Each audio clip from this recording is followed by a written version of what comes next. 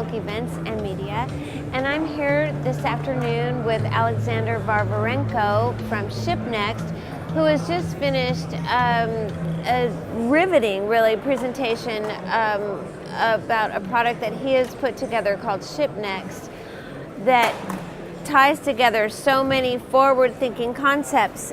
Alexander, I know it's hard, but if you could just give us a summary of ShipNEXT and a couple of the very top benefits.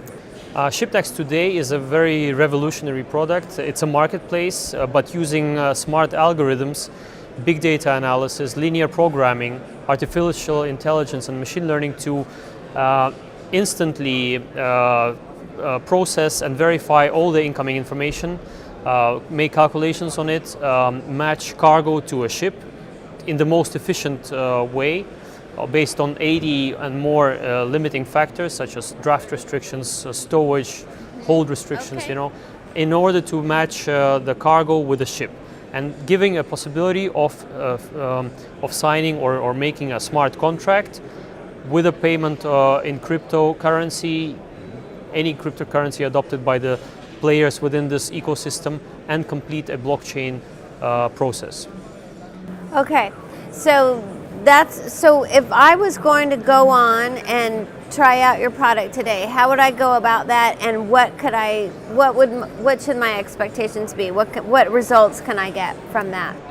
Just like with any product, you can start in a very simple way by just sending a random cargo request or a ship position to a certain email and instantly get a reply with the best matching result. This is one of the ways a lot of people use ShipNEXT today already. The second way is just to go online and to start trading, to get more information, to see the position of the ship, to make a fixture, to make a smart contract, and to pay.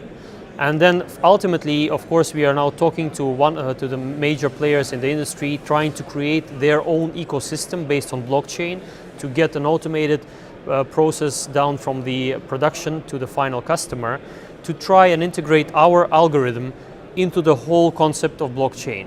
To simply describe what it means is, we have automated the process of getting one cargo on one ship from one port of loading to one port of discharge. We are now integrating a second phase as we speak to get 2 or 3 cargoes on one ship from one port of loading to one port of discharge.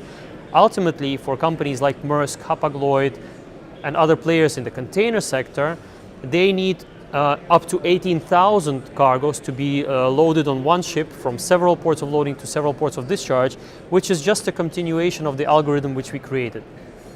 Okay. One thing I heard you say, and I'm sure everyone sort of, you caught their attention, no people. What do you mean by that? The process, no people. That sounds a little scary, right, in a way? Yes. When we think, we're worried about robots taking over people's jobs and all that kind of thing. So when we hear no people, what does that mean? Should we be frightened of that, or is there really an upside to it? Not as much as you are frightened of Uber and Tesla having no driver, or airplane that basically can take off and land without people, or Yara launching a automated ship somewhere this or next year. People are there for creative thinking. And a lot of these blockchain solutions, there should be no creativity, because that leaves space for abuse, for corruption, for misuse of the whole system. That fools the final customer. And moreover, it's slow, it's inefficient. So there are a lot of processes which can be standardized, automated. Just like you go to the airport and you scan your passport and the whole system uses databases to match your face to all those databases that verify whether you are that person or whether you broke any law. The same way a system in supply chain can verify all the information to instantly make a pre-calculated decision. All right, so let's say we were sitting here 10 years from now. What would our conversation be? The conversation will be still as we are today, because we are trying to create some new thinking. But when you go to an Amazon store and you would pick up the product from the shelf, the signal generated by that shelf would go to the producer, from there to the producer of that good you took, the product you took, then down to the final suppliers of commodity or steel or be it plastic, and it will launch the whole supply chain as automatic as it can get by that time to produce yet another product that would even automatically appear on that shelf. Okay, well, that sounds like an exciting future, and we're glad that you're here to share your vision with us and your product. It's great. Thank you very much. All right.